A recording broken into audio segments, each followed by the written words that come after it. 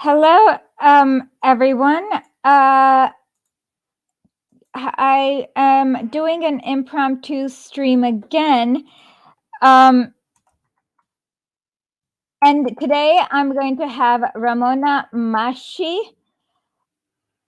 on because we need her. Well, mostly because I've been not very. I want to make sure that everyone understands what exactly U.S. imperialism is, what the US is after, what you should and should not believe, and how to even just understand all the information you get. Um, um, so while we're waiting for Ramona Massachi to come, I hope I'm pronouncing her name wrong. I hope I'm pronouncing her name correctly. Hi, sorry. I just said, I hope I'm pronouncing her name wrong. It's Ramona Massachi. Oh yeah, okay. I thought it was Massachi for some odd reason because I thought the CH in Italian was but It's not Italian, actually. It's Farsi. oh, Massachi. Okay. That makes sense. I don't know why I thought I'm so stupid. Okay, so I was pronouncing it wrong, and I did say I hope I was pronouncing it wrong. So thank you for. It's been a long time. I don't think I've seen you since the last MMT conference in 2019. I've never been to a conference. Are you sure? Yeah. I have not. I learned about MMT like as soon as the last conference that happened was happening.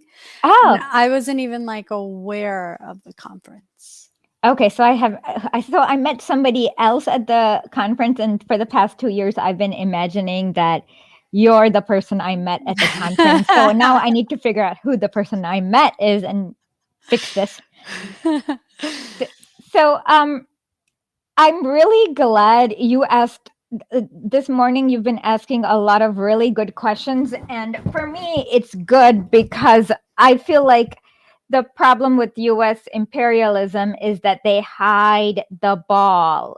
They don't want you to know how the sausage is made and what all the gross things that are going on is. And so sometimes we're not always the I need to figure out how to build that bridge that transitions from just consuming what you see versus translating it in to their demented minds. So it's funny. I didn't know all of the infrastructure that China is creating and the waterways that China is creating and to Africa. I didn't know about any of this. And then I had guests that were here from Europe. And I was trying to teach them how economics works. And then they were challenging me, saying, "You don't even know what's going on in the world because your news is completely censored. Do you know what's going on with China? Do you know what China's doing? Do you know how much of a threat that is to America? And that's why America is getting angry." And I said, I read something about it, but I didn't go into the details. And then you started talking about it. And I was listening to you, and then all of these questions came up because if America finds this to be a threat, right, then what is America going to do about it? And what does that look like for the rest of the world? Okay, the first question is an excellent one. If America, okay, so we don't know for sure, but I can tell you what they've done in the past. And from that, we can try to guess and see if maybe there are signs that they're doing the same thing. So, usually, the way America okay. So, the first thing we have to understand is America exists for global capitalism worldwide. And so what they've been doing is if there's, I guess, they know that they can't quite compete when there's a socialistic infrastructure that's giving up the startup costs and things like that. And so what they do is the first one is and they need these markets to flood their goods when back in the day when they were actually manufacturing crap. So with Cuba, with Cuba, what they did was good old terrorism. They would bomb the sugar refineries. Yugoslavia too. There were so many. They had these far right wingers that would just like blow up their factories, and yeah, blow up anything that's what qualifies as, I guess, means of production, and do sabotage activities. And that's exactly what they've done in Venezuela. For example, in 2002, there was or maybe 2003, there was a management strike where this management tried to lock out all the employees for PVD USA, their petroleum company. And then that thankfully failed. But then what you see is them setting fire to food storage, bombing infrastructure, bombing the parliament even, and the Supreme Court. So, and that's exactly why they have Al Qaeda, or why they funded the Mujahideen. And in Iran too. Iran has in Iran, a few weeks ago, there was some sort of weird fire in an electric transformer facility, and then it just like keeps happening in regularity. And so yeah, it's just good old blowing up infrastructure, blowing up things that allow these countries to have electricity, roads, trains, etc. But now we have this new dynamic because you have China that's backing all of this infrastructure. So for them to just bomb it or sabotage it from inside, as you were saying before when we were talking, sabotage it from inside and have people from the inside that are, pro-democracy to bomb it, then China would have, an issue with that, obviously, because they're also doing this for themselves because they want to expand their trade. So yes, but it looks like, okay, let me show you this. So in Myanmar, okay, here, I know you probably can't see this, but I will read this out to everyone else. So in Myanmar, they literally set fire to these Chinese factories. It says at least 39 reported killed in Myanmar, and that was the tip off to me that it was a US backed coup, is that they were targeting exclusively Chinese factories and nothing else. And that was just the red flag to me. So you're right. It's probably not sustainable in the future, but I see that they're still doing that. So in Ethiopia,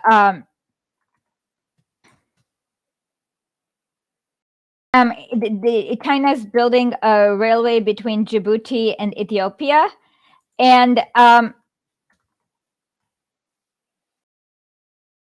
so they have.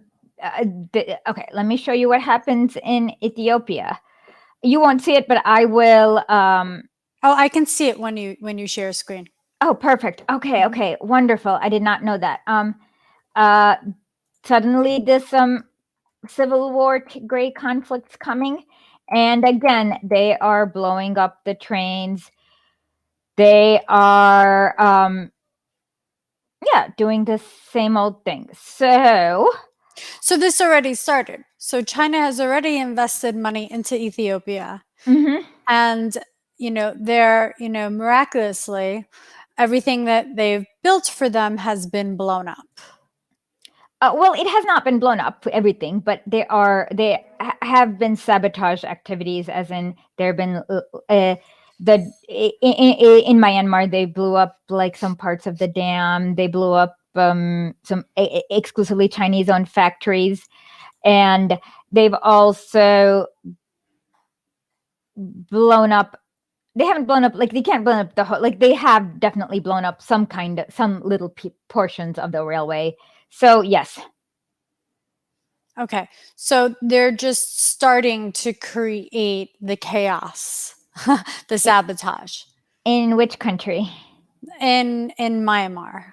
In Myanmar, it's been at least going on for about 10 years now. So what was going on was that, what's her name? Aung San Suu Kyi.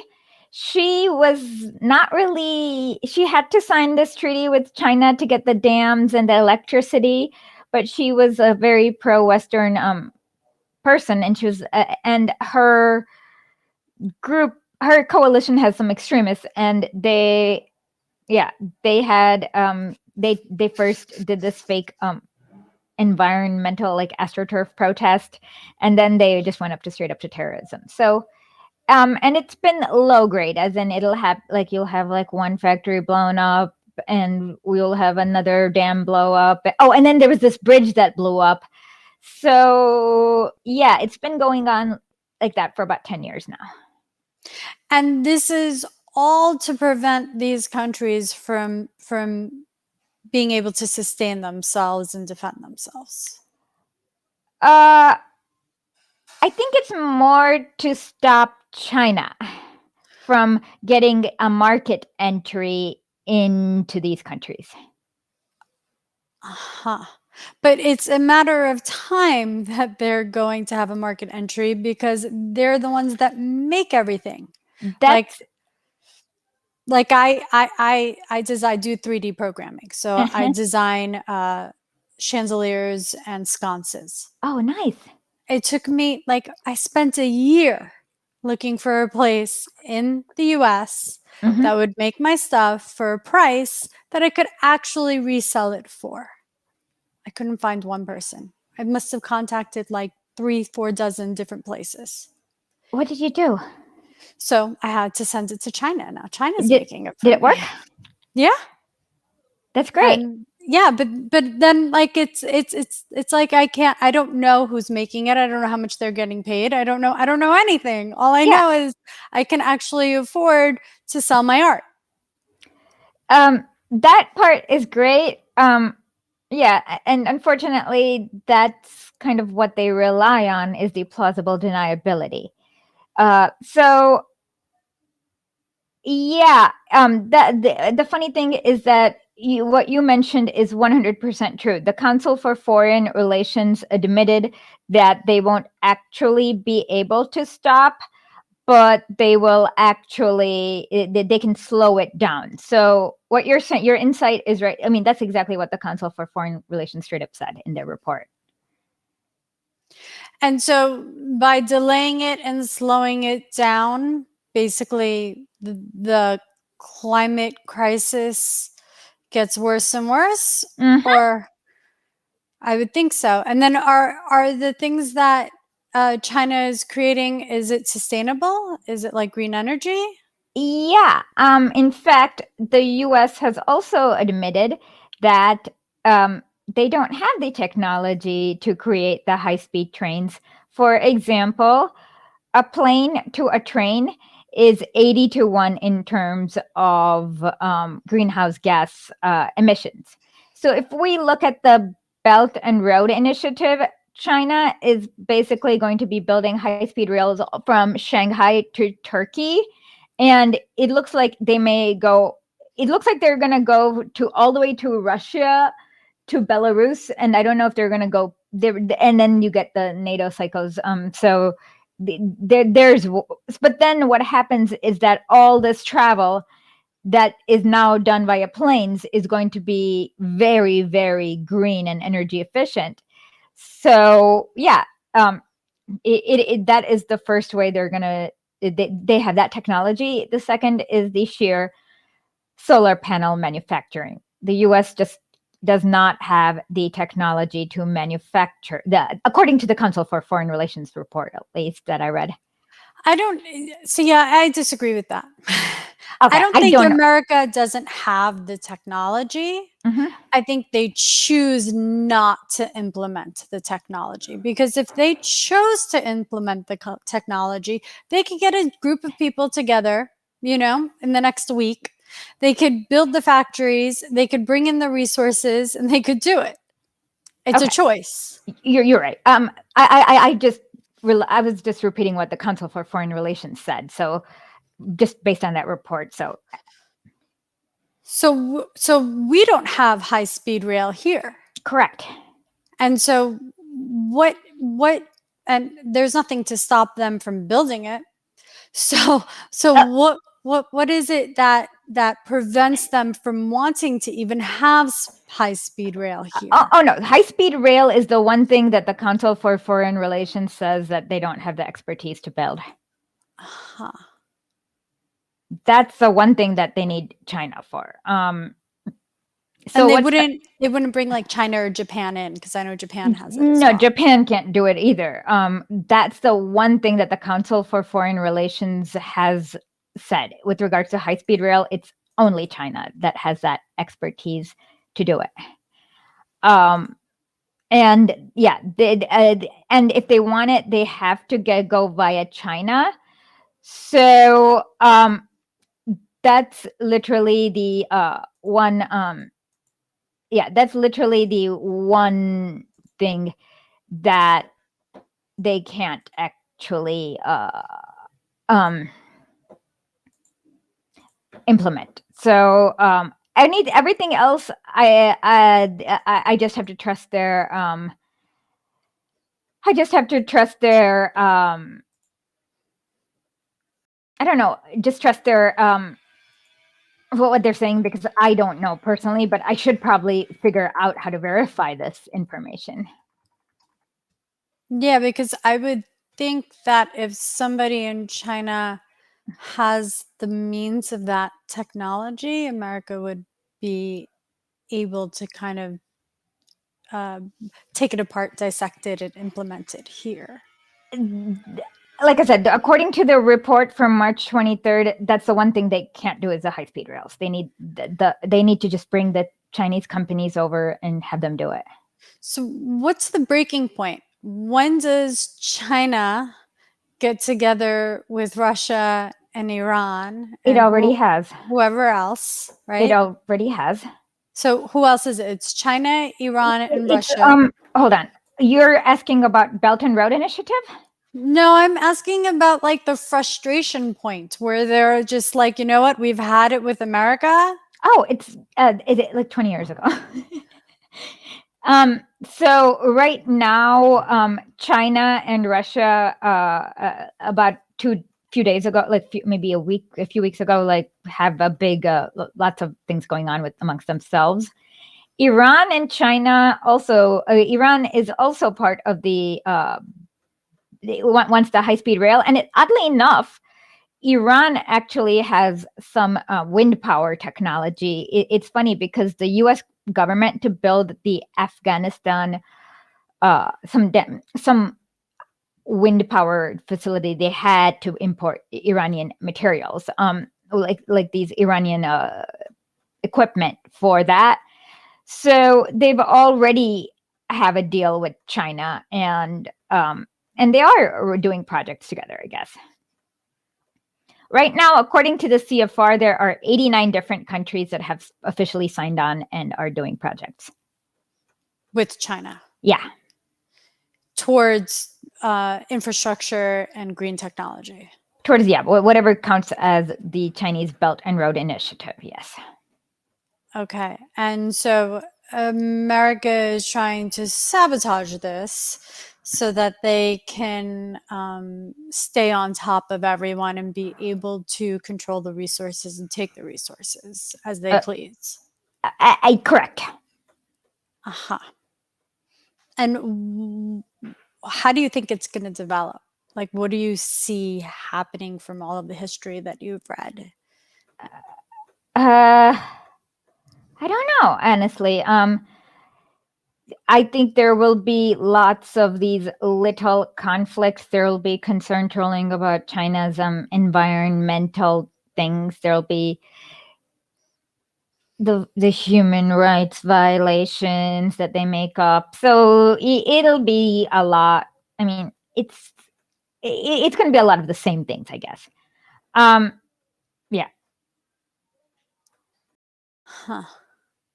And so it's like a battle that America can't win. It's a losing battle. That's what the Council for Foreign Relations said.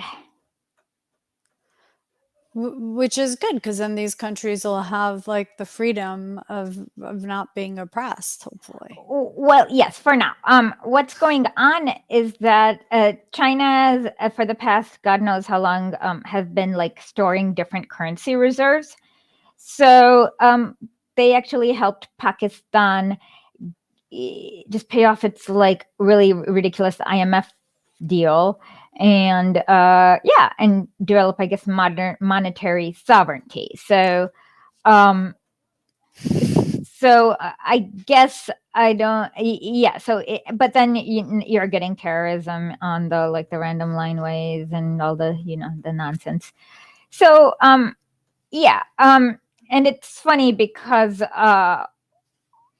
what they really said is that this is a threat to the U.S. business, and it will put the U.S. business at a disadvantage. And it's like, you made the rules, you idiots. So you're just upset that you can't survive by the rules you made. And the rules meaning free trade. Oh yeah, the WTO and everything. Like, how the manufactured goods are worth like this much money while the raw materials are worth that much, and even though the labor's differential, like all that, like the whole structure. Right, because the labor to actually get the minerals out from the ground is slave labor. Is a lot more. So, for example, if you have minerals on the ground, it will whatever. We can just like use hours as a rand. I'm just making up. So, what you'll realize is that the hours that it takes to go from dirt to cobalt is a lot more than it takes to go from the copper cobalt ore to refined copper to refined cobalt. But then the price is, from last Friday at least, the copper cobalt ore was about maybe $9 a kilogram, and the refined cobalt was $52 a kilogram. So that explains why first world countries are first world countries and third world countries are third world countries. No matter how much labor you do, you can never catch up. No matter how much hard work, the game's so rigged that you'll never catch up to the flooding of these goods. And then America decides the prices of these goods? No. So it is, what happens is that the IMF, the International Monetary Fund, deals with what we call the balance of trade. So because countries, whoever owns these manufacturing facilities has that monopoly, and they can charge whatever they want. And so you have a better bargaining position. And so what happens is that like, if you let the free market decide, eventually it adjusts to whatever is now. So then what'll happen is that let's say that you're in Congo, you're going to have to export this much cobalt to wherever it needs to be exported, and then you're going to get, I don't know, whatever you I don't know, steel, maybe, I don't know, refined steel. Guess what? The price differential is 50-1, but the labor differential is the opposite. So now what's going to happen is, at the end of the year, there is going to be a trade deficit. And that's when the IMF steps in. And the IMF says, hey, here, we're going to give you a loan to deal with this trade deficit. But in order to do that, you need to privatize everything, including your water and rain. But so then when you privatized all your resources, guess what? You are less, so then half the resources are being sucked out now. So you are going to be in a worse position the next year and the year after that, and it'll never go out, because the thing is that you just privatize your resources. So then you're going to have the trade deficit. You're going to have a bigger trade deficit because some of it instead is getting sucked away to this private company, right? So who it's gonna be a stupid question maybe. So who puts the IMF in charge? It was done in the 1944 or 1946, maybe Bretton Woods Conference. And the funny thing is that a lot of the countries that exist now didn't exist. So you didn't have most of Africa. They were still colonized. You didn't have India. You didn't have China. So what happened is that Che Guevara, actually in the 1964 speech to the UN, actually mentions this really well. I need to subtitle it one day. But he explains how you didn't have, you didn't have the Republic. So you didn't have China. You didn't have India because India was England. You had these colonizers getting together and deciding that these are the rules that everyone must abide by. Mm-hmm. Like, and so what's stopping China, Russia, Iran, India from not following IMF trade rules? They recently they have been doing that. For example, India and Iran got into some kind of deal about 4 years ago where Iran was going to sell gas to India using the rupee, and Russia and China have been doing that. So yes, but what's been stopping them is, for example, until 1979, Iran had the Shah of Iran stopping them. You know what I mean? So the Shah himself was stopping the trade from going on outside of the IMF? Yeah. What a puppet. What a bastard. He was a total bastard. So he was, the US gave him, are your parents from Iran? Yeah, I was born there. Oh, okay. Have you been there since then? No, I'm scared because my dad, he owns a factory in Iran. He owns a ceramic factory in Iran. Uh-huh. And he had decided to join the Socialist Party. Uh-huh. And so when everything went down in Iran and the Shah came down, 1979-ish? Yeah, 1979. He was scared because had joined the Socialist Party that they were going to come after him because they were coming after other people, he had heard. Mm-hmm. And so he left, and he left everything there. So I've always been afraid to go back. I think it should be safe. They did offer a mass amnesty sometime in 1990. You should check. I think do you still have family there? No. Okay. No. Because I'm a Persian Jew. So I think there's only 25,000 Jews left in Iran. Actually, no, there's a little bit more. I'm actually, it's kind of funny. I'm in the process of, it's not Tehran, but it's in the Southwest. There's a big Jewish community. I'm actually in the process of interviewing one of the rabbis as soon as I find a translator. I can translate. Seriously? Yeah, I speak Farsi. It's my first language. Okay. In that case, I'm okay. After this, we'll talk about this. This is going to be so awesome, fun.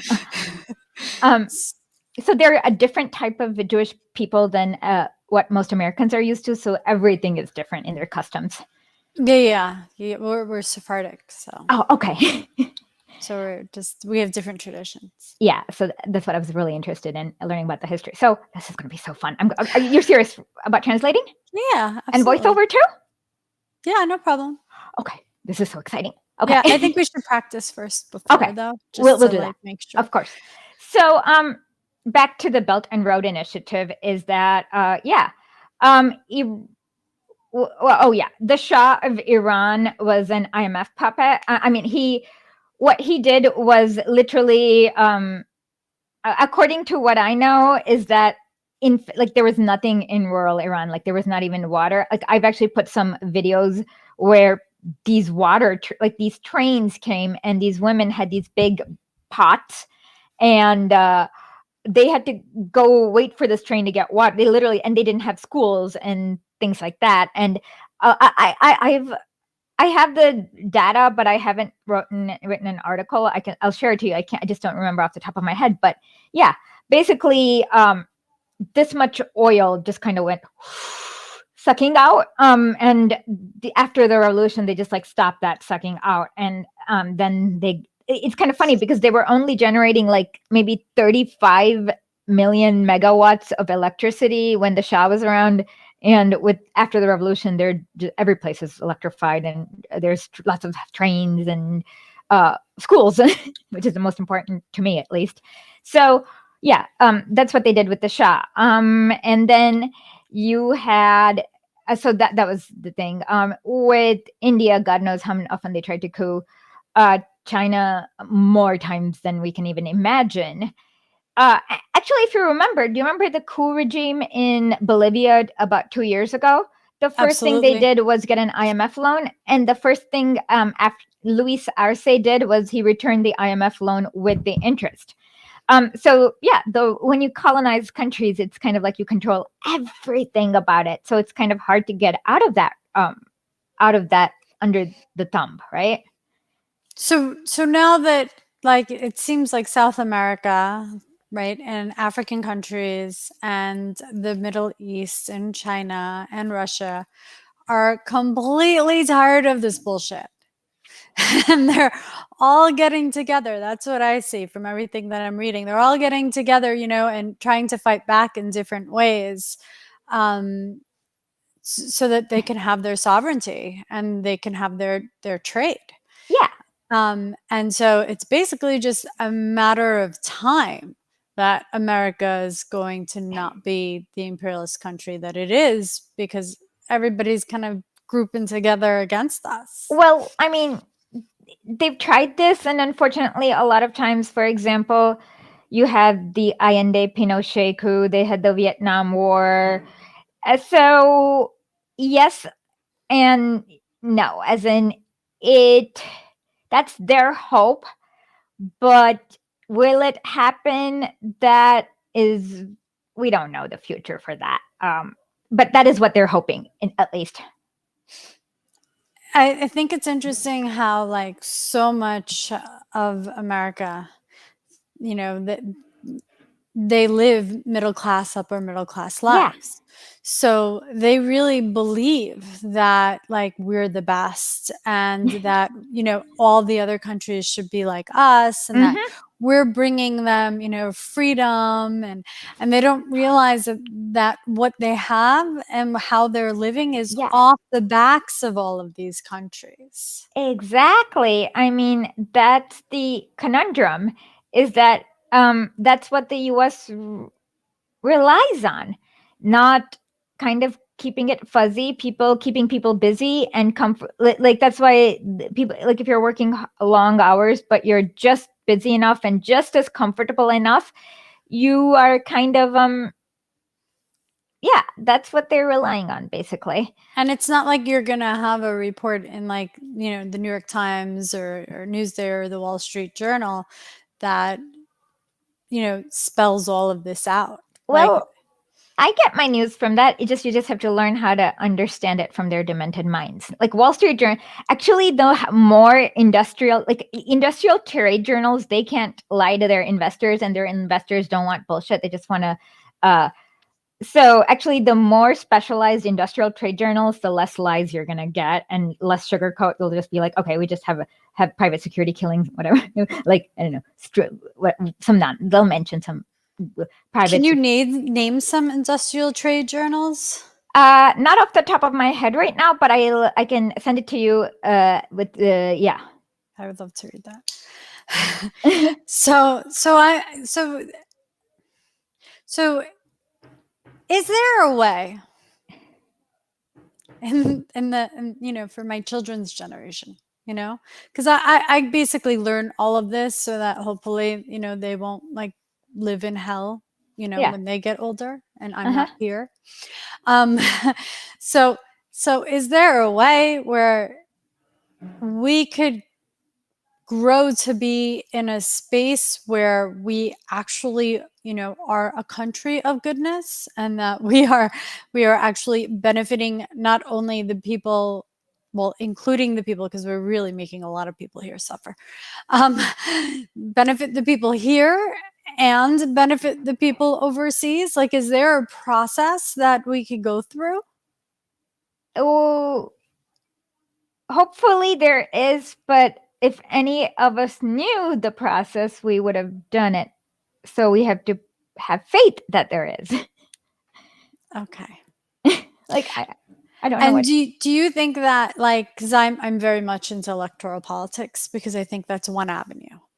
So do you think that through electoral politics, like through like getting more people into office that are just regular people like you and I and are aware of all of this, getting them, you know, county by county, getting them in there district by district, do you think that that will have some sort of an impact? No, because the way it's set up is it's all about fundraising. 50, in fact, it's much harder in lower levels to get in, because it's literally like the Koch brothers need $50,000 to buy a console seat. It's not that hard. So there's that. And then there's also the fact that I guess this is theoretical, so it makes sense in everything I've observed, but obviously it's not scientifically proven. But Antonio Gramsci talked about the hegemony. The hegemony is all these things that are not involved in the economy that they just kind of put out. And it's a way that the state manufactures. People know about manufacturing consent, but they don't understand manufacturing of coercion. And so, for example, let's even look at AOC. She was like, oh, when she got in, she was very like, I'm going to really take on Pelosi, whatever. I've met her actually, and she seemed like very sincere. But the first thing she did in office was that disappointed me was that she met with these Bolivian fascists that she did not need to meet with. But then she kind of started sliding back on the foreign policy. Then she was like, okay. And then she actually, it's kind of funny. I know this is kind of petty, but she unfollowed Rania Kaliak, and that was very disappointing to me, because Rania Kaliak is actually one of the best foreign policy people, like if you want to have a leftist foreign policy. So then it looked like she went into a bubble. She voted for this free Tibet bill. The one that really disappointed me was okay. And then with she voted for this, and then she said something weird about Venezuela and voted for something with Venezuela. But the one that really disappointed me was the Belarus one, because it's not hard to figure out that these people are utter fascists. You know why? I mean, like, if you read the thing, one of the religious persecutions they claim was Lukashenko had religious persecution on the Hindu Kailasa Lights community. Come on, they're swastikas, they're not Hindus. So that was very, very, very disappointing. So as you can see, like the first place where she just kind of went boom was, and then look at what she did with Cuba. So they'll let you do the domestic things kind of progressively, but they've all dropped the foreign policy. Ilhan Omar, for some odd reason, she's a Minnesota councilwoman. I saw her meeting with Erdogan, and like, none of us can get to the president of Turkey if you're a Minnesota. Like, why would, I mean, that doesn't make sense. But she did. Like, it doesn't make any sense, but why? And then notice how she voted present for the Armenian genocide recognition. And yeah, and so you don't think that there's a way, like, being that there's so many grassroots activists that are in contact with these people that are running for office, to keep that contact going once they get elected, and to be able to inform them, hey, look, this is what's really going on. You know, I know that this bill is coming up.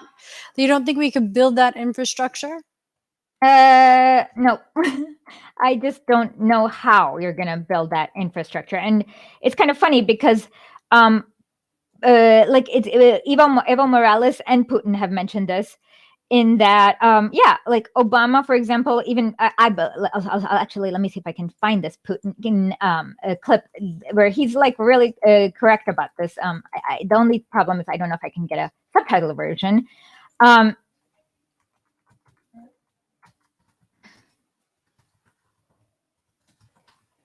And Evo Morales has said the exact same thing, almost word for word.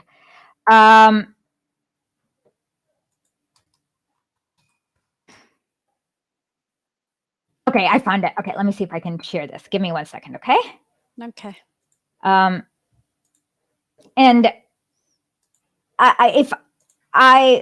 if like, okay, let's see. Can you guys see this? Yes. Okay, let's hope there's subtitles. Уже общался и с одним президентом США, и с другим, и с третьим. Президенты приходят и уходят, а политика не меняется. Знаете почему? Потому что очень сильна власть бюрократии. Вот человека избрали, он приходит с одними идеями, к нему приходят люди с кейсами, хорошо одетые и в темных, как у меня, костюмах, но только не с красным галстуком, а с черным или с темно-синим. И начинают объяснять, как нужно делать. И все сразу меняется, понимаете? Это происходит от одной администрации к другой.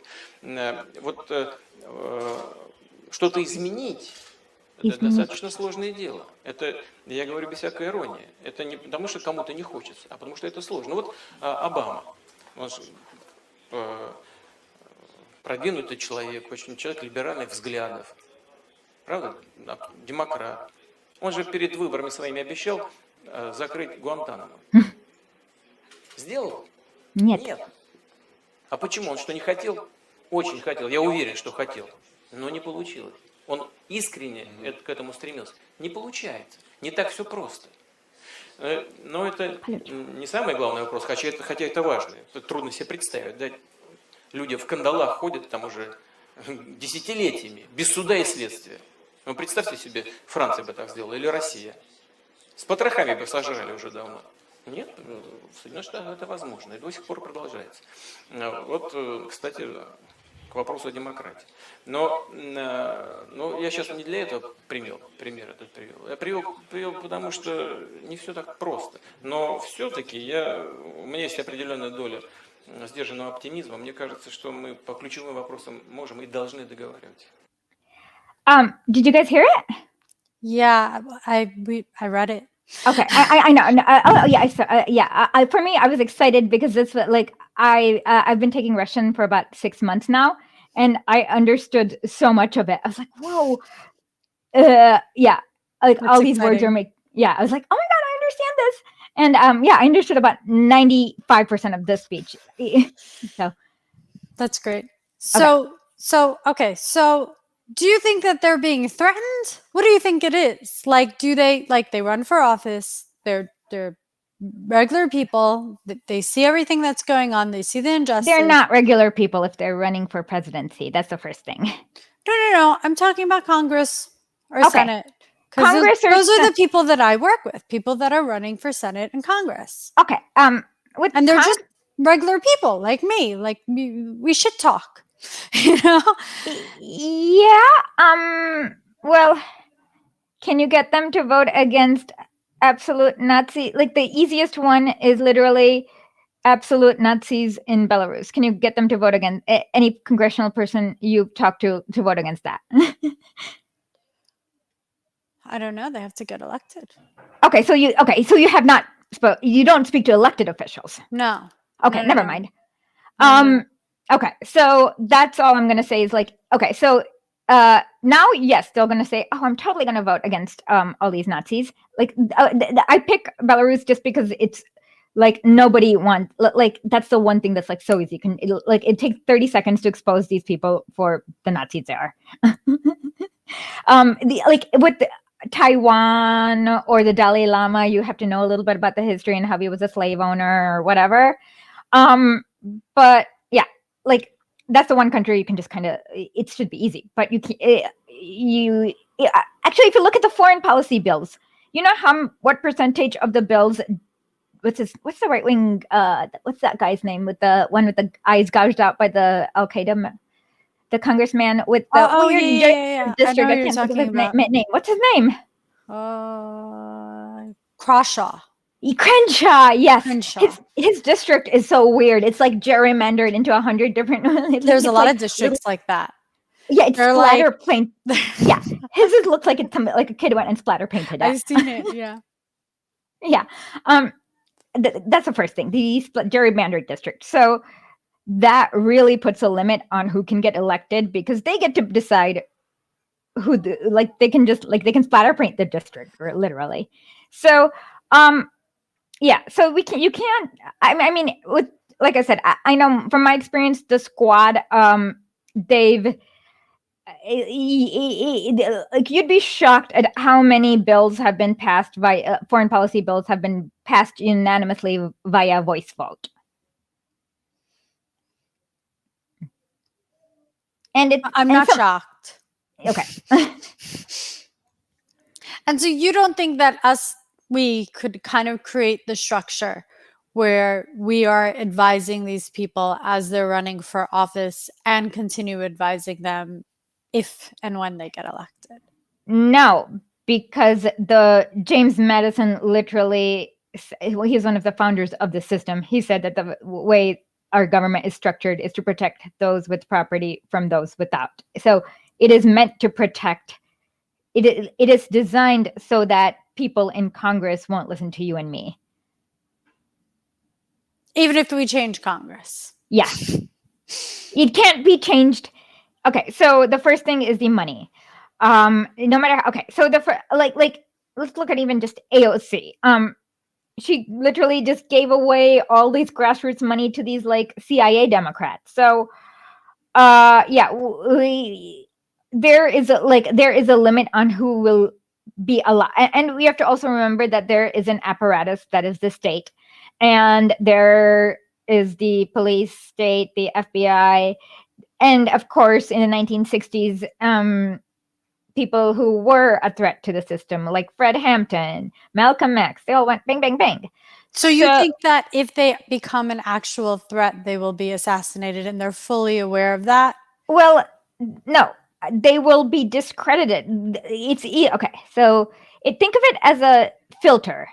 So for example, the first thing is there's a massive propaganda campaign they can run about anything. They did it with Jeremy Corbyn, the anti-Semitism, because he was like 6 miles away from a cemetery in Tunisia, whatever. It was ridiculous. It was so they can do the propaganda blast. That's the first thing. I mean, they did it with like any war leading up to war, like the incubator babies, the human shredder, like the Iraq war is fresh and like always etched into my mind because I was so young and it was really shocking to me. So I remember all the propaganda thing, Blitz. And so that's the first thing I know they're going to do. And often that just works. It worked with Bernie. It worked with Corbyn. There's, of course, the sabotage, as we saw with the Corbyn labor leaks, where you had the fifth column sabotaging, and that definitely worked with Corbyn. So those are the two just primary thing is you don't even need to go the assassination round when you have the propaganda blitz. And most people cannot discern if you just like repeat the same thing over and over and over. For example, if you say he's a brutal dictator who oppresses his own people, blah, blah, blah, they're not going to ever ask, how is he oppressing his own people? And then if you look at the WikiLeaks, for example, with Evo Morales, their problem was and Lula was not that they were corrupt, but that they were uncorruptible. So the U.S. Embassy the U.S. Embassy psychos went to Evo Morales' thing and they said, you have to name this guy as your head of petroleum. It's a really great idea. And Evo Morales kind of gave them the finger and named the guy who actually nationalized it.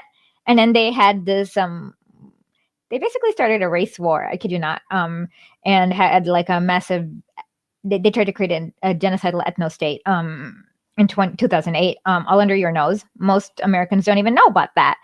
And that was Evo Morales. Lula, they did the lavajato, which is the fake corruption. And so, what was I saying? So they don't really need to do so what you see is that they're flexible in what they do to what they can do. So they have large think tanks that are sitting together and figuring this out in real time as it goes on. That's what it sounds like. Well, no, it's okay. From my reading of the WikiLeaks plus D, I'm just going to use Bolivia because that one's really like I'm writing an article and that's very fresh out of my mind. the first thing was that it looks like, oh, it's some sort of they just have a demented kind of thinking. So they were upset that Evo Morales had an actual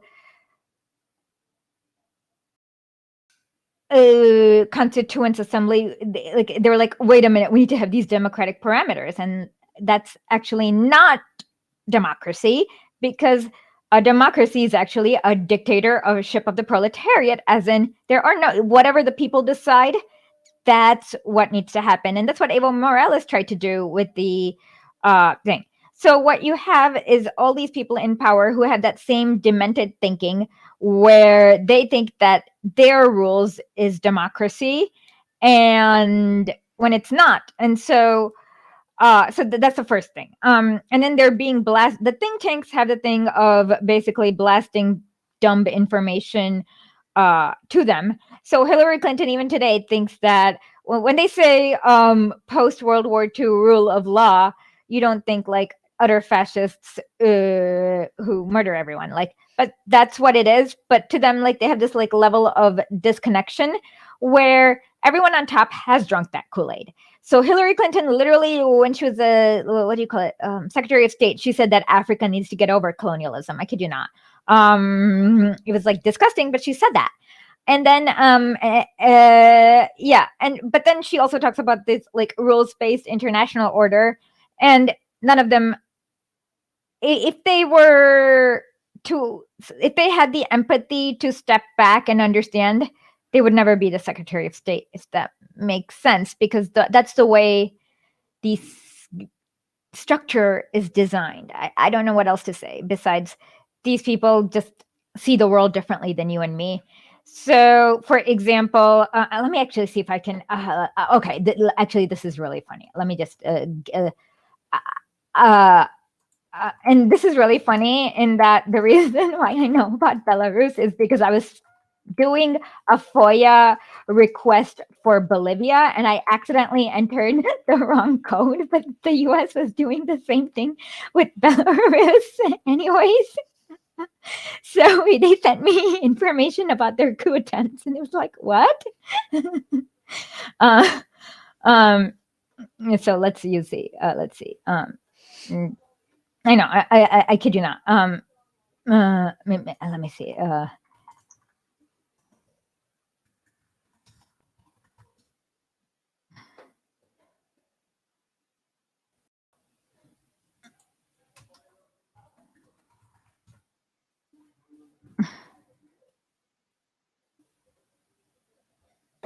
Okay, so I found it. And it's funny because they did identical thing to Bolivia. And that's why in my mind, for some odd reason, I file it as countries that the US tried to coup. And sometimes I get those two countries mixed up when There's so many, you know. No. The weird one is the Bolivia, Belarus. Like, I always sometimes get it mixed up in my mind. And it's because like okay. So the first one, let's see, where do we want to go? What the opposite pro-democracy opposition wants to do. Okay. Overcrowding in clinics and excess of ambulances. That's not a problem, but whatever. Dictatorship of standards. State deep. What the hell? That sounds like they're making them take the SATs. Depoliticalization. I don't know what that means. Okay. So look at this. This was the opposition. The opposition wanted to return to the 1994 Constitution, which was drafted with the help of the Bill Clinton team of advisors with the democracy promotion. Okay, and in here, look at this. This is what they think democracy is. Mr. Bogdanovich, who is the puppet, had kept most of Belarus's hard currency in New York. In Lukashenko's view, it was an excessively risky. He's right. He had authorized the central. What? This makes no sense. I don't know who he is, but he put it back to Belarus. Let's see. Let's see. The one. Oh, this one's really funny. This is what they call a dictator. So, according to the rules of the new democratic constitution, it says candidates are nominated by the citizens. Candidates must obtain 100,000 signatures, and they have about 30 days to do it.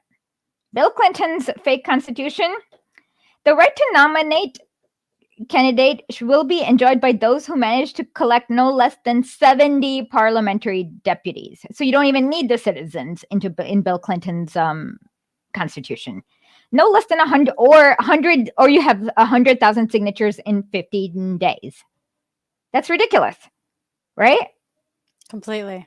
So this is how they've rigged it. So basically, 70 parliamentary deputies means, this is my favorite.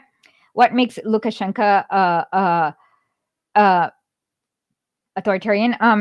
Standards were affected by the requirements of the election, and during which authorities to make sure wages were paid on time.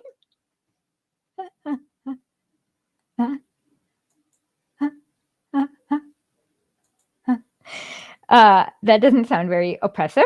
Okay, this is Lukashenko's attack. Lukashenko's attack on the bank started with his criticizing them for reaping profits at a time when the government has debts to. So they had not paid wages to teachers, doctors, and workers. Lukashenko further accused the banks of diverting profits from the real productive sector of the economy into speculative transactions and from having purchased foreign. So basically, he stopped them from doing what Wall Street was. Finally, it required wages of bank clerks to be paid according to. And then look at this one. Okay, and then for example, like this is why he's another horrible. Had a pre-election policy of increasing the average salary of everyone in the country by $100. Okay. Let's see. See the opposition. Today's opposition is different, composed of lazy former government officials, mercenaries, and meaning nationalists. But in Belarus, nationalists means like Hitler's friends, not like there's no literally Hitler's friends, as in like, and pro-Westerner also means Hitler's who supported any ideas for a profit. So yeah, that's why. Okay, I don't care. He thought that he was going to get a sentence. Oh, this one's funny. Bank ownership and creditor rights are not well protected. Banks are often distracted by tax inspectors making them pay their taxes. Let's see. Okay. Let's see. Political. Okay, this is another tyranny. Political officers, Pavlov means political, visited two private farmers on August 20th. These private farmers, like Monsanto, who explained that their biggest problem was government interference and employee laziness. And then this is a millionaire. A newly privatized farm by this dude. He explained that the government of Belarus carefully scrutinized his bookkeeping to ensure that the government received $7 million a year from him in taxes. See, and this is the authoritarian dictator. So let's see. Okay, so this is what makes Lukashenko. He was not allowed on the ballot, the opposition, the Nazi, after he failed to collect. So he could not convince 100,000 people to sign because he sucks so badly. Okay. And another one. The other opposition misstated his income, so he committed, and also could not manage to collect 100,000 signatures because he sucked. Let's see. Let's see, where is this? This one is the best one. In Brioza is a small town whose main employer is a state-owned tile factory. The government of Belarus invested in new Italian equipment for the factory, which cut in half the number of needed employees. However, with Lukashenko's emphasis on social justice, the factory was not allowed to fire anyone. It now overproduces. The employees are forced to take 2 months of vacation. paid vacation, thereby earning $150. Management does better at $350. Other workers in the region are struggling. One person, as a baker, said she earns $70 a month, and a local collective manager stated that agriculture workers must earn $80 a month, but they only work for 26 days a month. So this is like, if this makes anything, like, this is how demented they're thinking. And in Bolivia, like, it's also equally demented, they're thinking. Do you think like their thinking is purposely demented, or like they're kind of trained to think this way? They're trained to think this way because that's what those international relations degrees at the Henry Kissinger Institute does, is that it turns you into this demented ghoul. Like when you go to Harvard and study international relations, I always say it's a factory where you go as a normal person and come out as Henry Kissinger. Mm-hmm. Yeah. And if you notice, they only recruit from like 5 schools. The Supreme Court is like the worst example of the dementedness. Like, you don't even get one person from Columbia, and they're all from Harvard and Yale and very demented, for lack of a better word. So, yeah. So the thing is that, literally, they're definitely trained to be demented. So you think there's no way that we would ever be able to reverse the trajectory that we've been going on, and the atrocities that we commit around the world? You think it's kind of like, you're aware of it, you know about it, you read it, you're lucky enough to not be blind, but you're a spectator, you're watching no matter what. Yeah, you're like on the deck of the Titanic. There's an iceberg, and the ship is now speeding up. And so as the economic divide in America is growing further and further apart, and more people are in complete poverty, we're just going to watch that. Like, there's just going to be, like, instead of big cities, there's going to be huge tent cities, because that's what's happening. And so everybody's just going to go around watching that, thinking like, oh, this is perfectly normal. Look at all these children growing up in the tents. I don't know what they'll think, but... And there'll be nothing that they can do to change that. No, there is something they can do, but...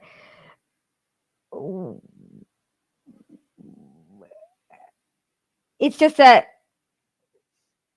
I mean, I'm sure there's something that can be done, but do we know? If we knew it, like, what do we do? Like, I don't know. I mean, these are questions that none of us have the answers to, right?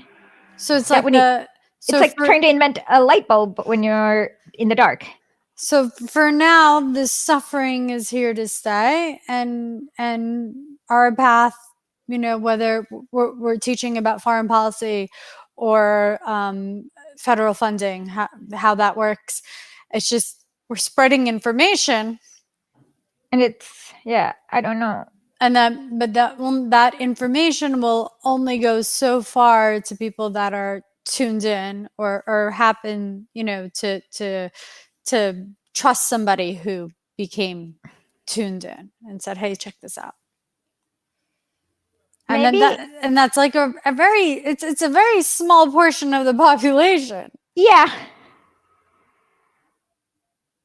I don't know what else to say, but you're right. Like none of us have the answer to this, because we don't know what to do. And hopefully, I guess I operate on the faith that if enough of us get together, maybe one of us will figure something out. But the first thing is that, like, even in the 1920s and 1930s in the US, when there was like the labor movement, where every union had its own newspaper, but all those newspapers just kind of got shut down, consolidated, and everything's owned by 6 companies or 3 now, or whatever it is. But when the heyday of the reforms in the US was going on, every union had its own newspaper. And if you read the news from the union newspaper and New York Times For example, New York Times called Mussolini a new hope. The Union newspapers called him a monster. So people, I mean, at least the Union newspapers like understood the true nature of Mussolini and didn't call him a new hope like he was Luke Skywalker. I like go to my Twitter thread on Hitler and Mussolini and how New York Times covered it. It's like, yeah, it's really like way too late, and they were like being pro Hitler and Mussolini, way too late in the game.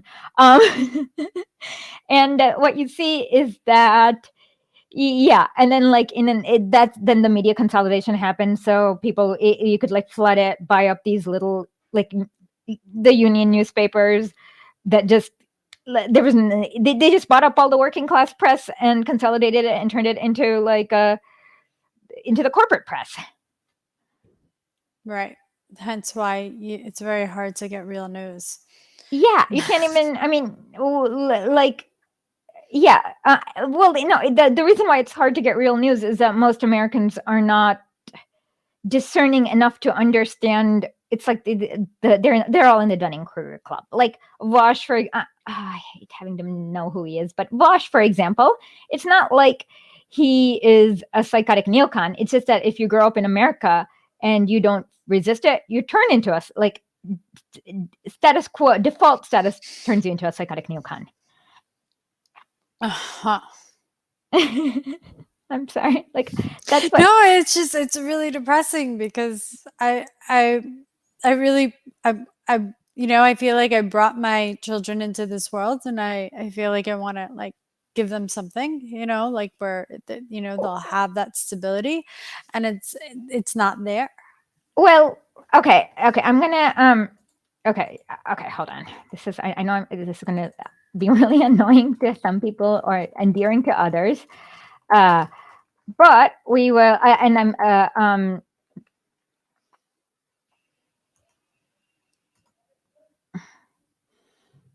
okay. This is like okay. So I will. I know this is like totally okay. I did the wrong thing. Give me 1 second. But this is okay. Sorry, I'm gonna do this. So this is what back in the 1913s, like people were really like in Malthusian things, and this is what Lenin thinks. The class conscious conscious worker is far from okay. The petty bourgeoisie protests. He protests as a representative of a class that is hopelessly perishing and despairs the future. There's nothing to be done. If only there were fewer children to suffer our torments, our hard toil, our poverty, and our humiliation. Such is the cry of the petty bourgeoisie. The class-conscious worker is far from holding this point of view. He will not allow his consciousness to be dulled by such cries, no matter how sincere and heartfelt they may be. Yes, we workers and the mass of small proprietors lead a life that is filled with unbearable oppression and suffering. Things are harder for our generation than they were for our fathers. But in one respect, we are luckier than our fathers. We have begun to learn and are rapidly learning to fight, and to fight not as individuals, as the best of our fathers fought, not for the slogans of the bourgeoisie speechifiers that are alien to us in spirit, but for our slogans, the slogan of our class. We are fighting better than our fathers did, and our children will fight better than we do, and they will be victorious. And a working class is not perishing and growing. So I guess that is the only reason why we are okay. We are already we are already laying the foundation of a new edifice, and our children will complete its construction. That is the only reason we are unconditional enemies of neo-Malthusianism. That's like when you go population control, suited to the unfeeling, egotistic, petty bourgeoisie couples who whispered in scared voices, God grant we manage somehow by ourselves so much better if we have no children. It goes without saying that it does not mean whatever. Class-conscious workers will always conduct the most ruthless struggle against attempts to impose reactionary, cowardly theory of Malthusianism. So the idea is that you're teaching your children how to fight for their rights better than you ever did. So, oh, by the way, Mass Casualty says, I have children too. I know. And so I guess that's, you should have faith in your children, is what I guess what Lenin would say. I mean, I try to tell them and educate them, and then everybody yells at me that like they know too much because they're so young. They already know way more than you think. And they're like, well, you shouldn't even tell them these things. Like, even we're having dinner conversations and they ask questions and I tell them the truth. Yeah, that's what I do too. And they know way more than you think. So like, Mass Casualty said, I have children too. I know exactly what you mean, but there are things we can do, and it must be built with mass solidarity with the workers who build and maintain this world. Politicians don't represent us. So even if those politicians are coming from the same ideology, same knowledge? Yeah, because you need a state apparatus that channels these, you need a state apparatus that is designed to have them represent you. The US state apparatus is not. Like, look at what the state, so one good example, why do you need the Senate? You don't. The US population, how many support Medicare for all? 70%. How many senators? 2. So it is channeled to not, okay, so this is what Mass Casualty says again. They simply don't represent us. It's the state mechanisms. The wealthy control the state, and that's, they, yeah. Yeah, and so Jenny Lynn says, that's exactly what you should do. Children need to understand the world you live in. Like I said, I think that your children, like my nieces are very, very, very smart. They pick up things, they know everything. Like they are way smarter than I could ever be. So, and they're also way more compassionate than I would have been at their age. So, like for example, my niece was like, Isha, like, how can the president bully people? Like I was like watching something about Venezuela, and she's like, how can the president bully people by sending the military to Venezuela? And I'm like, that's not right. And then she was like 7. And then I was like, yeah, that's not right. And then she's like, well, well, why don't you guys grown-ups fix it? And I said, oh, well, grown-ups do a lot of bad things, and hopefully you'll do it. And she's like, yeah, we'll figure out how to stop bullying people. How to stop the president from bullying people. But like even like, so even my daughter 3 years ago, she started writing, and she's a brilliant writer. And so she took her writing to school, and I said, you know what, it was my fault. I told her, why don't you show this to your teacher? Maybe she can help you, you know, come up with some ideas and, you know, kind of create a little bit more dialogue in your writing. And so she brought it to school. Her teacher read it, and then the next thing I know, the school social worker is calling me asking me if my daughter's okay. Well, what did she write? And I'm saying she's perfectly fine. She just has a creative imagination. She was writing like scenarios of people being oppressed by other people, and how that conflict was going, and what it looked like, and what those people felt. So it looks like she's very observant of the world around her. But then it shut her down, and she stopped writing. So it's and you know, I've been, ever since, I've been encouraging her, please start writing again, please start writing again. Your writing is brilliant. You know, you're so young, you could develop. And so okay. I always teach my nieces that grown-ups can be wrong all the time, and not to blindly trust grown-ups. So so it will take some time for her, maybe. Yeah. You're right. That sounds like a horrible thing that her teacher did. But that's how I feel. Like okay, so here I am, and I'm trying to educate the public, you know, about policy and about economics, and now through you know, how, you know, scary America is to other countries, and so when they're moving forward to do that for themselves at some point, you know, whenever they grow into that, they're going to be met with the same kind of opposition, unless we now build something for them that they can continue to build. Correct.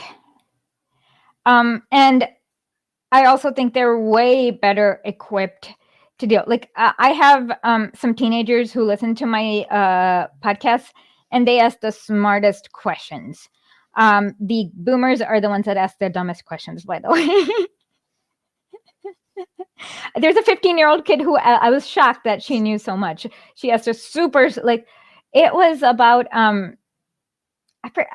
forgot which episode. Oh, no. I know exactly which episode. It was about the which episode was it? I can't remember. Again, I don't know which episode it's all blurry now. There's too many episodes. But yeah, oh, I know, the Counter Revolution with Gerald Horne. She asked a very smart question about the way, like, it was like she didn't have the right words, but it was like about the interaction of economics and propaganda. And I'm like, wow. And I'm like, yeah. Well, and then I had to tell her, this is a great question, but we don't know the answer to this question because it's a very complicated question, and that she should start like, yeah. So, but it was a great question. And so I see that the, like, teenagers nowadays are way smarter than you and I ever were in our time. They are more observant of the world around them, and they understand what's going on way better. So, yeah, but we do have to build something so that, okay, so somebody said that, yes, no joke, but leaded gasoline did brain damage to the boomer generation. Sorry. Yes, I'm willing to entertain that possibility. Okay. So Jenny Lynn says, my daughter was already on what was up as a little one, and trust me, they appreciate when you don't condescend them or shelter them. That's right. Kids are super smart. I agree. So yeah, I wish I had better news other than we have each other. We have like 40 people, 53 people that we have. So we have each other. And we should put more faith in each other, I guess. That's, I mean, this is a starting point. We have 53 people and we have each other. And I don't know what else to say because I don't have good news. I have a lot of questions, and I have the past, which is not very good for humans, and I don't. So I guess I'm the wrong person to ask for hope, I guess, or good news, because I don't have like. And that's how I feel. I feel like everybody who's knowledgeable in this or anything to do with anything, and you ask them for hope, and they're just like, well, I mean, I don't know what to tell you. Just, keep letting others know, keep bringing people into the fold. I mean, that's the only thing we can do for now. And I don't even have that because I know how hard even that is. So I'm like, thank you so much, Proletarian Pizza. That's so sweet of you. Yeah, I know. And I'm, like I said, I don't know what. I'm literally the wrong person to ask for any semblance of, because I don't see it. But my limitations of my imagination is not the truth, if that makes sense. Because I just feel like, okay, so I took the past 3 years, really. Yeah. It's only been 3 years that I've really been involved and wanting to know what the hell is going on. Before that, I was just having a great time. Mm-hmm. And so I took the last 3 years to kind of figure out what the hell's going on and put the puzzle pieces together.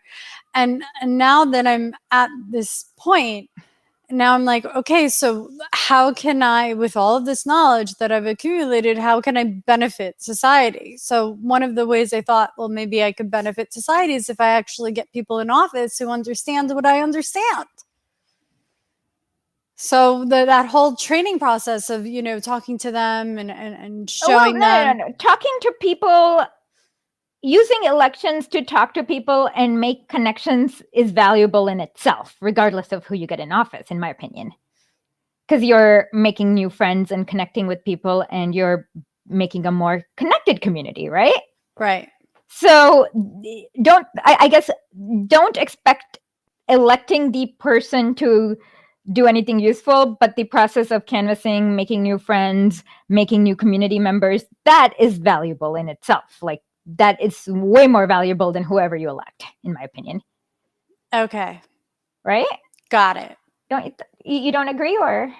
No, I understand, because what you need to even get somebody elected is a whole team of people that actually understand the issues and are sharing those issues and are interconnected, and then sharing that with the larger population to get the person that you want elected. But instead of doing it to get the person you want elected, how about you do it to form a community amongst yourselves? And just the person... So this is the thing. So we have those communities, right? So we have a lot of those little pockets of communities. Do we? You know, we do. Okay. That have, kind of found each other through social media. So we have these pockets. And so now these pockets of communities have, recently, it's been going on for a while, but now it's like kind of increasing. These pockets of communities have decided to start attacking each other on issues that they happen to disagree with, instead of sitting down and saying, okay, well, why do you see it that way? What brings you to that conclusion? Do you have and what are you afraid of? Okay, And then, are we talking about YouTubers trying to clickbait themselves, or is it actual community members? all the above. Okay, YouTubers clickbaiting themselves, they don't think of them as good faith actors, because what happens is when you do you know how the YouTube revenue model works is that you get when you do what do you call it, response videos, it kind of has this like internal jerk offs, right? So they have an incentive to kind of jerk off amongst each other. So then people that are within the community itself that we're all, interconnected with, kind of fall for this stuff. And then they actually start fighting with each other. And I'm just like, what the fuck is going on? Why are you people fighting with each other? Can't you have a damn conversation? Well, and it divides us more and more. And so then that community that's already there is kind of starting to kind of break apart. Well, do we need numbers, or do we need people who are passionate? They're passionate. They're reactionary. That's what happens. They get reactionary, and then they're just like, fuck everything, fuck this, fuck you, fuck this person, fuck that person, and then am I allowed to say that on this? Yeah, of course. And then it's like, all right, well, these bonds that we have connected, with all these different people that are trying to create change, start breaking apart, and I don't want to see that. I want to see those bonds get even stronger, and communication between us get even stronger, where we're talking about things that we weren't even talking about before. We're brainstorming ideas that we weren't brainstorming before. Okay. Well, one thing is what I really hated about a few years ago was all these liberals were like, oh my God, my uncle voted for Trump, I'm going to abandon him. And I'm like, no, your racist uncle is your bloody responsibility, and you need to bring him to the fold. Like, that's what I say. I don't care. I know it sucks that you have to deal with it. We all have things that sucks. And so your racist uncle is your responsibility, and you do not abandon him. Right. No, I understand. So we shouldn't abandon each other. We should just keep talking to each other. Well, the problem is that there's no concept of community responsibility in the US culture, because because I don't know what else to say in that, the concept of abandoning your racist uncle, for things I remember Janine Garofalo went on this on Sam Cedars show a few years ago. It was horrific. Every time somebody was talking about Thanksgiving problems, she's like, yeah, abandon your family. And I'm like, what the fuck is wrong with you? And it's like, what are you? Well, you're psycho. You don't tell people to abandon their families. So that was literally her thing. And it's like, you're a psycho. Do not do that. You need your and so what I see is that we have not been maybe able to build some kind of community responsibility that way.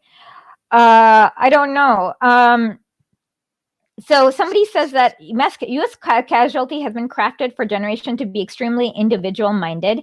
Individualism is a basis for reality is poisonous.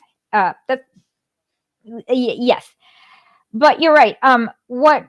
So I guess, okay, one thing is that I'm going to, okay, so there's like two kind of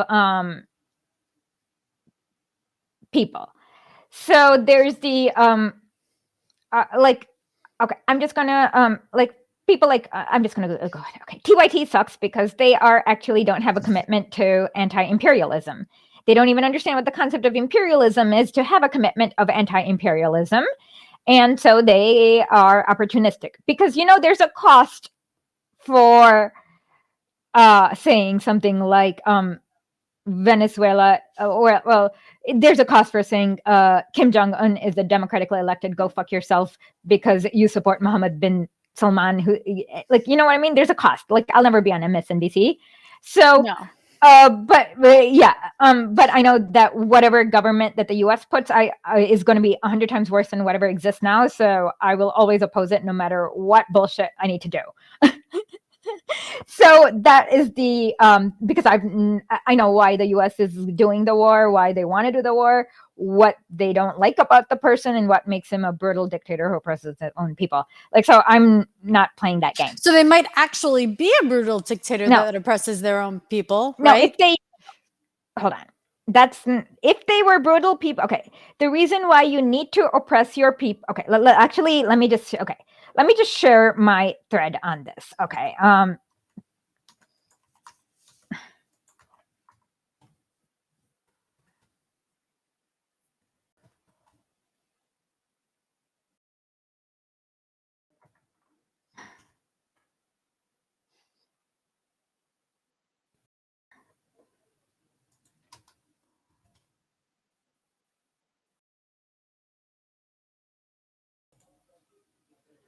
Okay.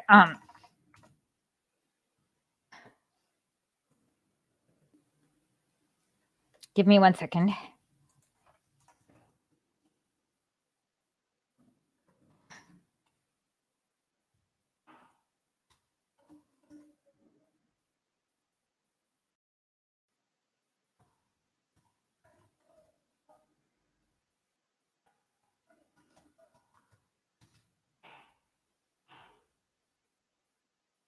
One second. Okay.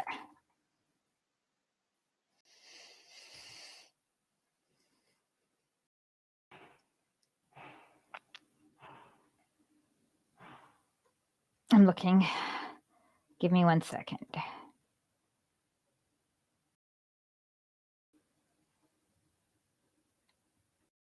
Okay, I found it. Okay, so what we have to understand is that words have meaning that translate to practical things. Okay. So anarchists, assuming authoritarianism is exercising power contrary to the will of people. Like, do you agree? Is that a decent enough definition?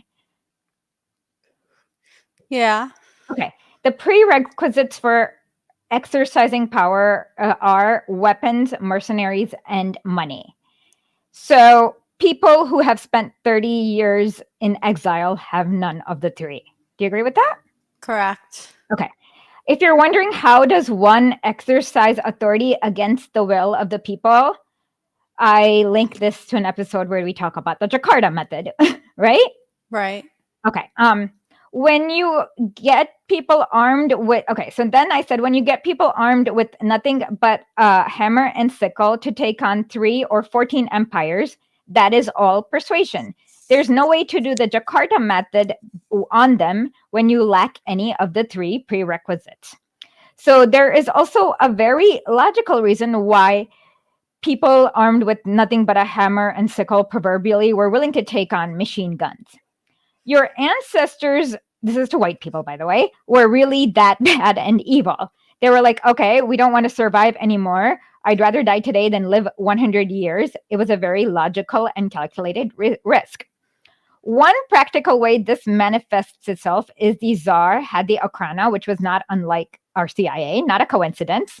The entire police apparatus was dominated by the political police. The interests of other police services was subordinate to its special needs and functions. Depending on when, the lowest number was 100K. The highest number was 2.1 million. The Tsar was so paranoid that when he put Lenin into exile, he had 3 permanent police officers literally dog him for years. Not a coincidence that the Ukraina records are in California. The Tsar had, in the Hoover Institute, the Tsar had pocket-sized mugshots. Okay. Look at the beaten, terrified people they terrorized. Anyway, the point is the Tsar's Ukraina terrorized them every minute of every day. So when you see the Ukraina records, you see that they're sitting outside of Lenin's apartment and writing down his every movement. So if Lenin were to do anything slightly scandalous to old Orthodox people, he would have been discredited in 1901. But they could not discredit him because when you look through the old records, you see what he did. He woke up, went to the library, briskly walking, came back from the library and wrote a lot of angry letters. It also helped that Lenin did not smoke, drink, or have red meat. He also hated sweet food and was especially disdainful of dessert. Anything less than some weird guy having extremely weird taste and being very grumpy would have, like Bernie Sanders, would have been discredited early on. So if Lenin had any slightly objectionable habits besides being rude and grumpy, it would not have allowed him to form the revolution. Lenin was incorruptible because he had weird taste. He hated the smell of cigarettes. He falsely associated drinking with European decadence. And if you understand how the Tsarist press behaved with regards to Lenin, just look up the way the press behaved with Sanders and Corbyn and multiply it by 10,000 because Lenin was good at what he was doing. I can already feel that Anarch Kitty's trolling me. Look, if Lenin was not secretly nefarious, how did he figure this up to the last minute gossip on the Tsar? Good question. The babysitter was one of the first Bolsheviks. So people vote in the weirdest way. You just have to listen. Now compare that to what the Tsar's own father said about him. He didn't even think Nikki was competent enough to handle a train schedule. And look at how children's nurses begged the provisional government to allow them to jump ship. So what we have learned is that authoritarian has to have a definition that's kind of logical. Wield power contrary to the will of the people. There are 2 things to investigate. What is the will of the people and how they wield their power. So if you get the word of inbred exiles, you're not getting the will of the people. And also, if JP Morgan sponsored your source, you are also not getting the will of the people, especially if they have public relation industry helping her. Her contemporary, okay, so be skeptical of why you're seeing the information and don't assume there's no political benefit. So you have to understand that authoritarian actually has a meaning. And who has to, the person who is enslaving people or keeping them impoverished, or the capitalist, is the one who's going to be has the resources and the motivation to do it, to basically use violence against the will of the people. So with North Korea, for example, Kim Il-sung spent 30 years in the mountains with nothing but a gun, and all he had was his power of persuasion. So what you learn is that these people that they call authoritarian, they're actually very good at persuading people, like, because they practiced a lot. So they actually can sit down and negotiate and like persuade like very different. I mean, that's kind of like a lot of what Assad's dad did in Syria. And so what you realize is that, and everything you see from the US media is from JP Morgan Chase's point of view. And that's why they can call Mussolini a new hope and think that it's horrific that Maduro is giving children toys over Christmas. Have you seen that one? That was hilarious, where they called him a Grinch for giving toys. And so, so that's why I will just so these are factual you don't have to have a mystery. These are actual factual investigations you can take along. And there's enough information out in the wild for you to figure out if they're being really oppressed or if the US government is screaming. Like, so anytime you hear this, you have to just run this, have a definition of what is authoritarian or what is human rights violation, and run this factual investigation and then figure out And then every time I run this factual investigation, 100% of the time, the person they call authoritarian is actually better than whatever the US does. Like even Saddam Hussein, who gassed the Kurds, who gassed who did all these horrific things to Iran. Even the guy who tore down the Saddam Hussein statue today says he regrets doing that. And he wishes he could have Saddam Hussein back. And Saddam Hussein gassed his own people and gassed the Kurds and was genocidal. So there is a very good reason for why the US will want to do a regime change.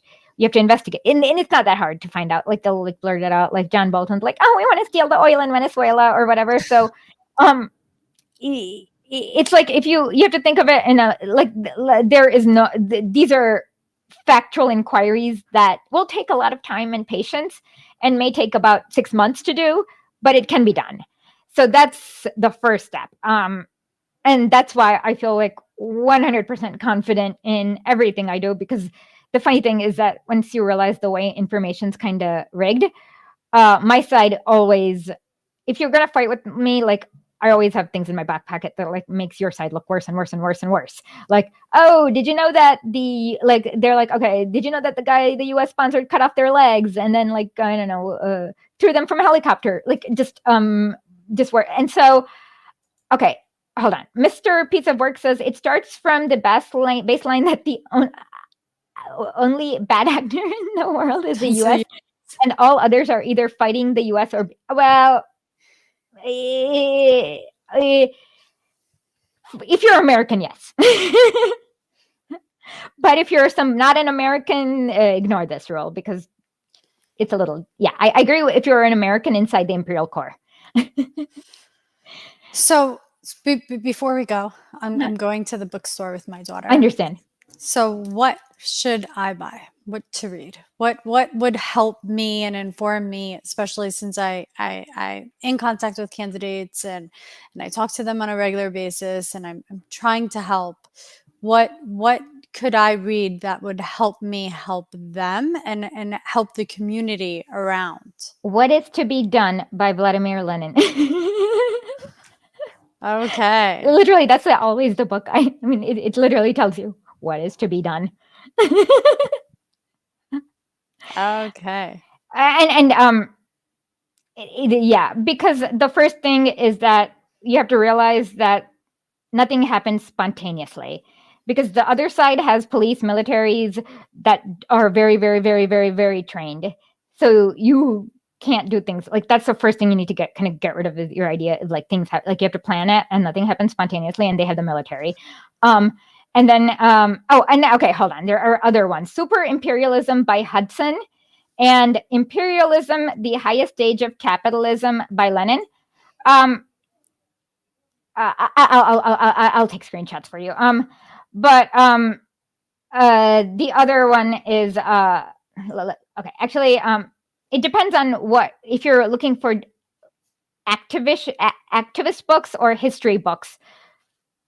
I'm just looking for like, how can I advance helping as an organizer in any way, shape, or form? Okay, where I don't feel like all of the work I'm doing is a waste of time. Okay, because I don't want to waste my life. Okay, so I will say, I know I will complete. Okay, this is kind of the weird thing is that if you're getting into this, I sound like a psycho. But I'm not a psycho. I make sense, okay? So you have to trust me for just like, for 2 weeks. Okay. If you really want, okay, so what the left has to do is do something very different in that you don't have power and you are trying to get power, which is a new problem because the US is a system that is designed against you getting power, right? So, okay, I'm gonna go psycho now. I don't even care. Not psycho, but it'll be hard to.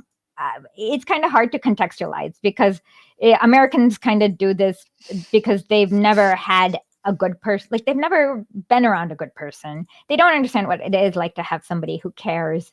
And hold on. And then in about 2 weeks, I will have you on. You'll see what I'll do. Okay. So let's see. Where did we do this? But you have to trust me on this one. I know it's and it's because it's very hard because you've never seen this context. Okay. Okay. So historical data on egalitarian revolutions with Lenin, without Lenin, 100% with Lenin. So I'm just gonna say that I know. I literally said this yesterday, and I got some stupid Sam Cedar fans accusing me of being Jimmy Dore.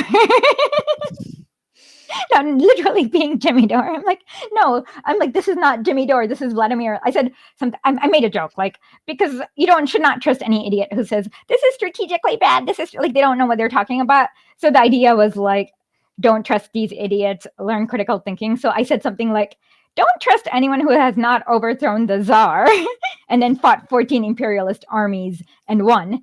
So it was meant to be a joke, as in don't trust TYT and Sam Cedar. And then literally this person accused me of being on Jimmy Dore's side.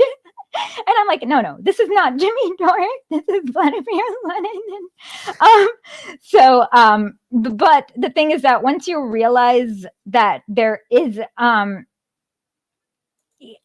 Isha may have to write up. There is nothing convoluted about this. This is the most read book is literally Lenin's What is in the World. Okay. So you have to. So I always say, don't imitate losers. Learn from winners. So the winners in the left and the state propaganda machine. What happens is that the state propaganda machine is going to tell you that, oh my God, he's a brutal dictator who oppressed his people, because they don't want you to imitate Lenin and win. And then once you realize this, so this is the one thing that will surprise you the most is how merciful all these dictators are. For example, when the others, it's hard for you to understand. I know I repeated this before too. Sorry if this is me going on loop, but the funniest thing is the U.S. government had this propaganda thing about about this Putesti prison experiment. And what it was it took the Romanian Iron Guards who hung children from meat hooks because they're such psychotic fascists, that they hung children from meat hooks and tortured children. And they were disgusting pieces of shit. And allegedly the torture, okay, so what you realize is that the Romanian communist government didn't know what to do with these psychos, that they had about 4 million of these psychos who have no problem hanging children from meat. You can't get rid of them. No one wants them. What are you going to do?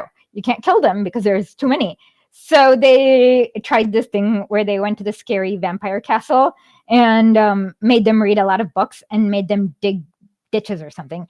And then you're like, okay, when you read it, if you read the whiny psycho-fascists account, it sounds like, okay, none of it makes sense because it's disjointed and they don't tell you, none of this makes sense. But once you remember, okay, this is a Romanian Iron Guard who hung children from meat hooks, everything makes sense in that it sounds like these people did not know what to do and was trying their best, doing different things to improve them, because they no one knows how to solve the problem of having 4 million psychos, death squad trained army members in your country, and learning how to live with them after they just tried to commit genocide on the other half of your country. No one knows that. But so you kind of understand the context. And so the idea, so when on the surface level, they're always going to be like, dictator, he oppressed his own people. And then you're like, okay, shut up, Nazi. The funniest is somebody the other day wanted me to do an audiobook of Alexander Solzhenitsyn. And then I looked, I had not read the book in Russian. And the first chapter of his book in Russian was 1 Russian, 1 Georgian, 1 Armenian, and 17 Jews. And he literally went 1 Jew, 2 Jew. He literally counted. I'll send it to you. He literally I'm like, this is psycho. I'm not going to translate. I'm not going to do an audiobook on this psycho. But it was funny that he was seen as a historian, Russian historian. And I'm like, he's the first chapter just was like, what the heck? I'm like, what am I reading? And then what you realize Is that but the way the non-anti-Semitic person would have written this is like 5 Russians, 4 Georgians, 10 Armenians, 12 Belarusians. Like they would not have, for them, like Jews don't bother them. So like to them, like they're Russians or Georgians, like they're not Jews. You know what I mean? Right. So They're it's kind not of like, it's kind of distinguished hard. by their religion. Yeah, this guy's a psycho. And so, oh God, I don't want to know about that book. Okay. It's horrible. So what I'm saying is that don't listen to the bourgeoisie propaganda. Learn from people who are not total losers. And the moderates are losers. I wrote an article on historically about how moderate Democrats are losers. So don't learn from losers. I agree. They're basically allowing mass suffering and they're fine with it. Whatever. Yeah, they're losers and they're scared. And yeah, I don't want to, I don't know what's in their minds because I'll never learn. I mean, it's complicated, but yeah, that's what I'd recommend. And I'm going to hook you up with Janet, and then we're going to have you on Late Nights with Lennon about a week and 2 weeks or 3 weeks. I forgot. Well, like whenever the next opening is. Is that okay with you? That's fine with me. So Okay. I have some reading to do.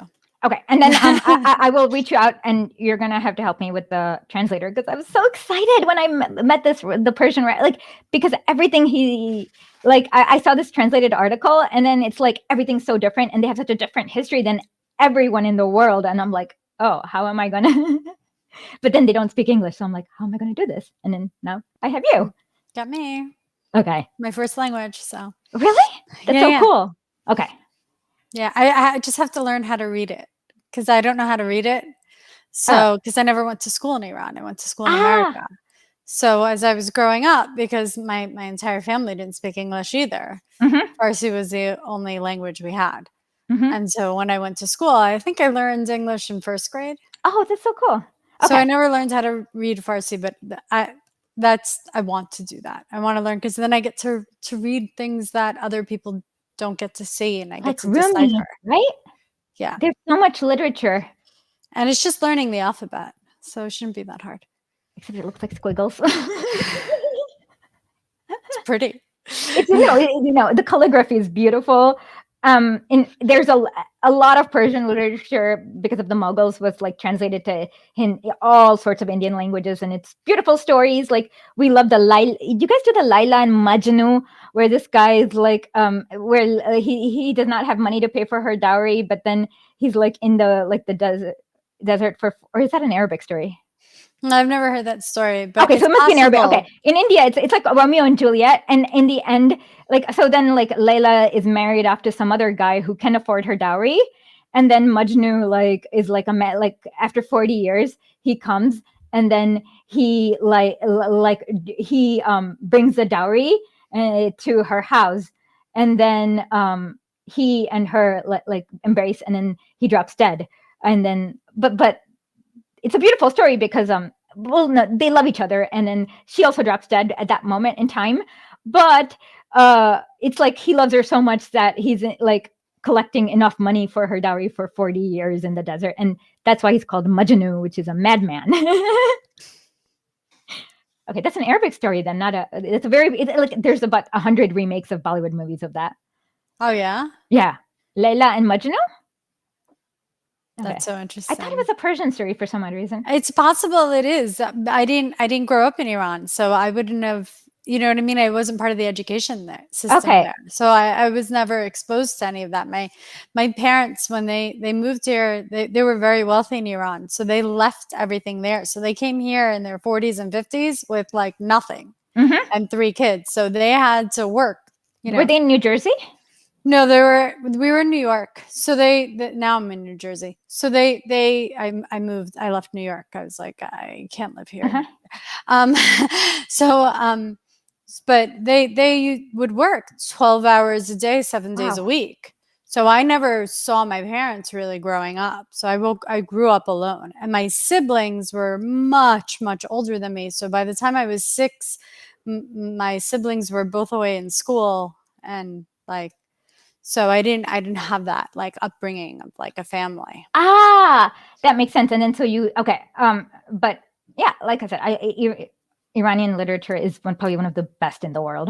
I'm going to check it out once I learn how to read it. All Okay, right. so for that, Thank I'll you, say Esha. Khuda Hafiz. Khodafes. Oh, that's right. Khuda.